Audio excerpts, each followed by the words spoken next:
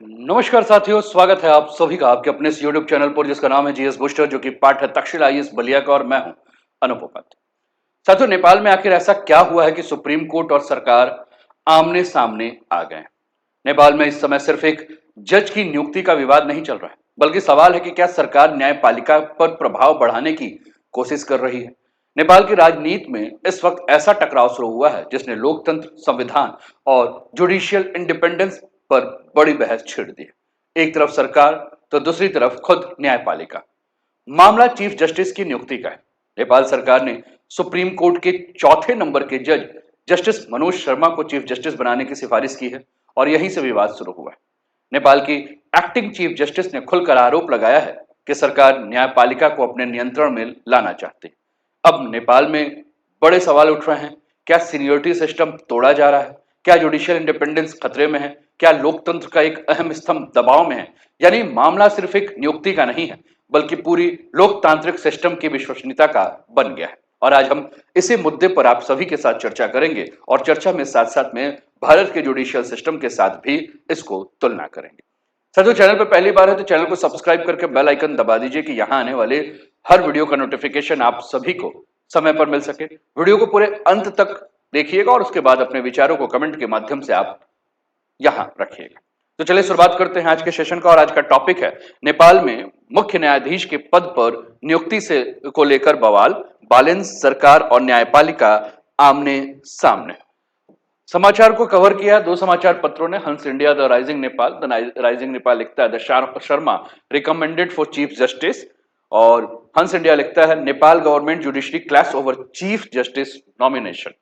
साथियों, नेपाल को हम पिछले 10 दिन से कवर कर रहे हैं और पिछले 10 दिन में जब हम कवर कर रहे हैं तो नेपाल की स्थिति को देख रहे हैं, नेपाल के विवाद को देख रहे हैं, किस प्रकार से भारत के साथ नेपाल के विवाद जो है वो है, तनाव है, लेकिन तनाव में भी जो है वह उम्मीद की किरण बनी हुई है कि भारत नेपाल के संबंध आने वाले समय में मधुर हो जाएंगे। जो भी विवाद है वो धीरे धीरे बातचीत के माध्यम से जो है वो सुलझा लिया जाएगा।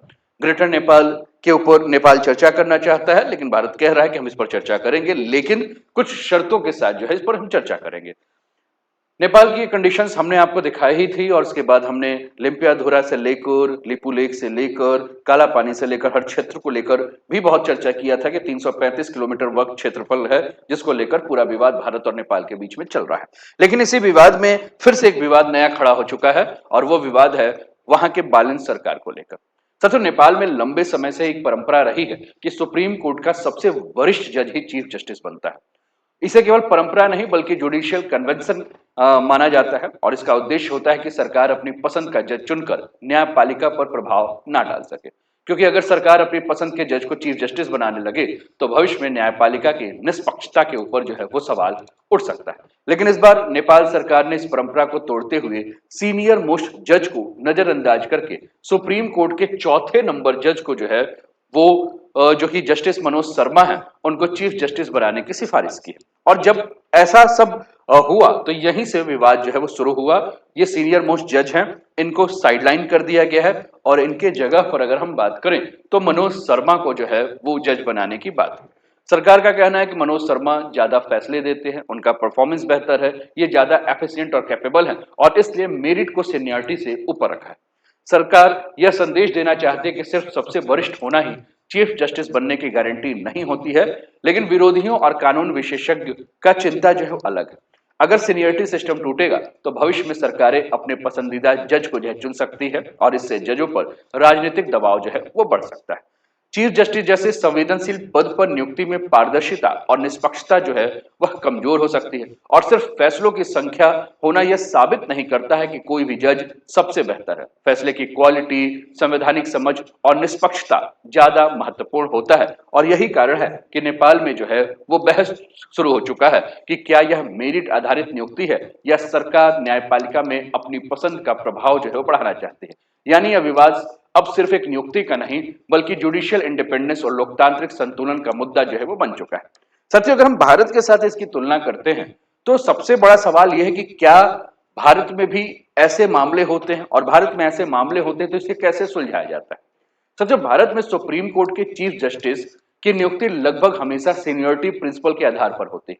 यानी जो सुप्रीम कोर्ट का सबसे वरिष्ठ जज होता है उसको ही अगला चीफ जस्टिस बनाया जाता है और इसे भारत में जुडिशियल ट्रेडिशन माना जाता है। जैसे कि अगर हम उदाहरण के लिए लें तो अगर वर्तमान चीफ जस्टिस रिटायर हो रहे हैं तो उनके बाद सबसे वरिष्ठ जज जो है वह स्वतः अगले चीफ जस्टिस ऑफ इंडिया बन जाते हैं। और इस व्यवस्था का सबसे बड़ा उद्देश्य ये होता है कि सरकार अपनी पसंद का, अगर हम बात करें थोड़ा सा मैं आपको भारत का दिखा देता हूं एक बार और उसके बाद चर्चा करते हैं इंडिया जुडिशियल सिस्टम के बारे में। अगर हम बात कर रहे हैं और इंडियन कॉन्स्टिट्यूशन के आर्टिकल 124 के क्लॉज 2 में जो है इसके बारे में चर्चा हुआ है। अगर हम स्ट्रक्चर्स देख रहे हैं इंडियन कोर्ट का तो सबसे पहले सुप्रीम कोर्ट, फिर हाई कोर्ट, फिर डिस्ट्रिक्ट कोर्ट और उसके अधीन जो है वह सब ऑर्डिनेट कोर्ट जो है वो हमें देखने को मिलता है। तो हम भारत के बारे में जब चर्चा कर रहे हैं तो हमने कहा कि सरकार अपनी पसंद का जज जो है वो भारत में आसानी से नहीं चुन पाती है, जुडिशरी की इंडिपेंडेंस बनी रहती है, राजनीतिक हस्तक्षेप कम होता है, जजेस के बीच निष्पक्षता और विश्वास बना रहता है और यही कारण है कि भारत में चीफ जस्टिस की नियुक्ति को लेकर विवाद बहुत कम देखने को मिलता है। हालांकि भारत में भी कोलिजियम सिस्टम को लेकर बहस समय समय पर होती रहती है।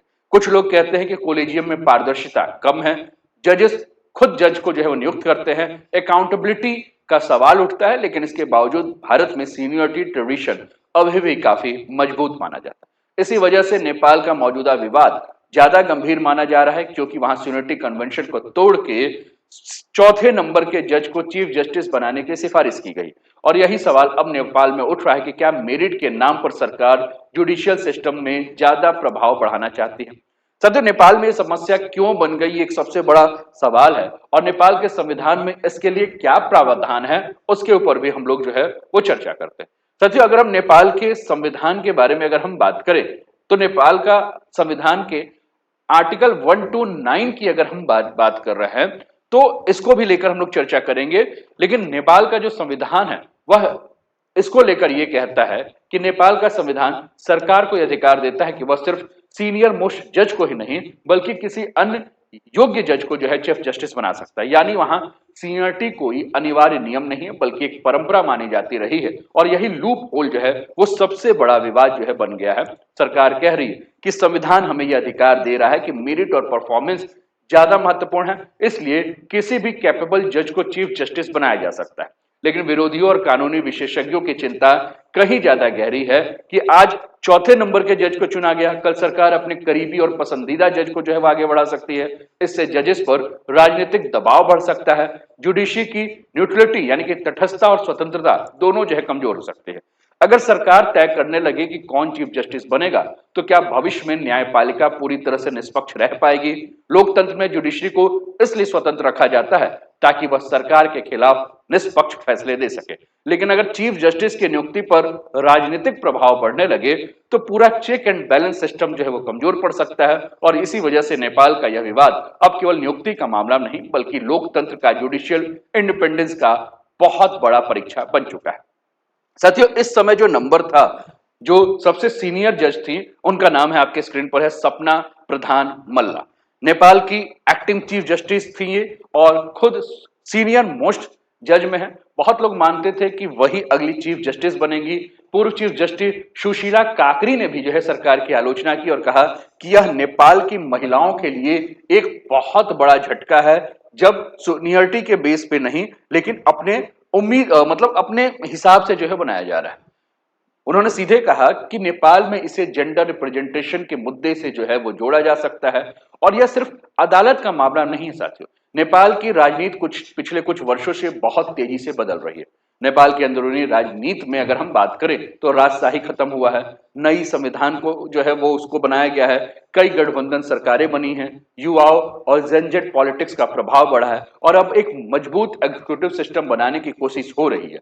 लेकिन जब कोई सरकार बहुत शक्तिशाली हो जाती है तो मीडिया, कोर्ट, विपक्ष इन सबकी स्वतंत्रता के ऊपर सवाल उठने लगते हैं।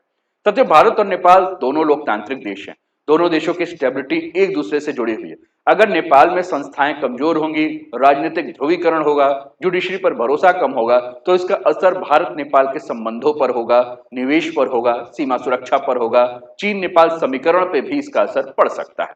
नेपाल जब भी राजनीतिक अस्थिरता होती है तो उसके साथ एक बड़ा जियोपॉलिटिकल कंपटीशन भी जो है वो शुरू हो जाता है क्योंकि नेपाल केवल एक छोटा पड़ोसी देश नहीं बल्कि भारत और चीन दोनों के लिए रणनीतिक रूप से बेहद महत्वपूर्ण देश है।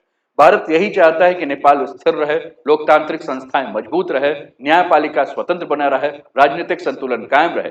और भारत के लिए नेपाल केवल एक पड़ोसी नहीं बल्कि सुरक्षा, संस्कृति, हिमालय रणनीति से जुड़ा एक महत्वपूर्ण मुद्दा है। वहीं चीन का दृष्टिकोण थोड़ा अलग माना जाता है। चीन आमतौर पे ऐसे शासन मॉडल को ज्यादा पसंद करता है जहां सत्ता ज्यादा केंद्रीकृत हो, जहां कार्यपालिका यानी कि सरकार जो है वो ज्यादा शक्तिशाली हो, जहां निर्णय लेने की प्रक्रिया पर सरकार का नियंत्रण मजबूत हो। और इसी कारण नेपाल की आंतरिक राजनीति कई बार भारत चीन प्रतिस्पर्धा से जो है वो जुड़ जाती है। यानी नेपाल में अंदर राजनीतिक या संवैधानिक विवाद जो है वो हमें समय समय पर देखने को मिलता है। साथियों, अगर नेपाल में इस प्रकार से कुछ भी घटना हो रहा है तो इसका असर पूरे दक्षिण एशिया के जियोपॉलिटिक्स पे पड़ सकता है। अब सवाल आम नेपाली नागरिक का नहीं, अगर न्यायपालिका पूरी तरह से स्वतंत्र नहीं है तो उसका असर सीधे जनता पे पड़ सकता है।